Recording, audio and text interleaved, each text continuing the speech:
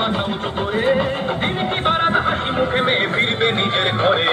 বাংলার জনগণ দেখো আজ চায় বাংলায় ক্রান্তি, শিক্ষা শিল্প চাকরির সাথে ফিরবে রাজ্যে শান্তি। বিকশিত পশ্চিমবঙ্গ বিজেপির গ্যারান্টি, মা বোনেদের সুরক্ষাতে আসবে নতুন মাত্রা।